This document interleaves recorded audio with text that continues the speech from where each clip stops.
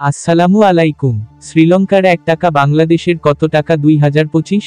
আমাদের দেশের অনেকেই জীবিকার তাগিদে হোক বা ভ্রমণের জন্যই হোক, বিভিন্ন দেশে যাতায়াত করতেই হয়। বাংলাদেশ থেকে খুব কম মানুষই জীবিকা অর্জনের জন্য শ্রীলঙ্কা যায়। সবচেয়ে বেশি শ্রীলঙ্কায় যায় পর্যটনের জন্য।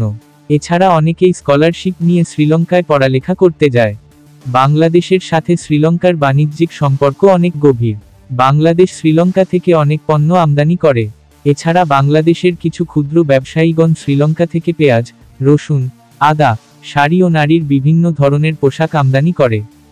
বাংলাদেশি পর্যটকেরা শ্রীলঙ্কায় ভ্রমণ করতে গিয়ে রুপি কেনার সময় রুপির রেট না জানার কারণে অনেক প্রতারণার শিকার হয়ে থাকে। শ্রীলঙ্কার টাকার মান প্রতিনিয়ত ওঠানামা করে থাকে। শ্রীলঙ্কার 1 টাকা বাংলাদেশের কত টাকা এটা জানার আগে অবশ্যই যা জানতে হবে।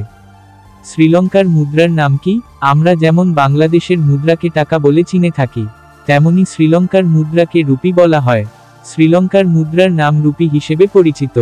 তাহলে চলুন আর দেরি না করে দেখে নেওয়া যাক, বাংলাদেশের 1 টাকা শ্রীলঙ্কার কত টাকা।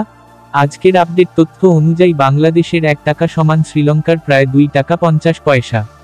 গত 1 মাস আগেও বাংলাদেশের 1 টাকা সমান শ্রীলঙ্কার 2 টাকা 52 পয়সা ছিল। বাংলাদেশের 100 টাকা শ্রীলঙ্কার কত টাকা 2025? অর্থাৎ আজকের রেট অনুযায়ী বাংলাদেশের 100 টাকা সমান শ্রীলঙ্কার প্রায় 247 টাকা 30 পয়সা। 100 টাকা সমান প্রায় 248 রুপি। শেষ কথা, আশা করি আপনারা এই ভিডিওটি থেকে বাংলাদেশের 1 টাকা শ্রীলঙ্কার কত টাকা জানতে পেরেছেন। আর যদি 1 টাকার পার্থক্য জানতে পারেন তাহলে আপনি যে কোনো টাকার হিসাব খুব সহজেই করতে পারবেন। আশা করছি এই ভিডিওটি আপনাদের অনেক বেশি গুরুত্বপূর্ণ ছিল।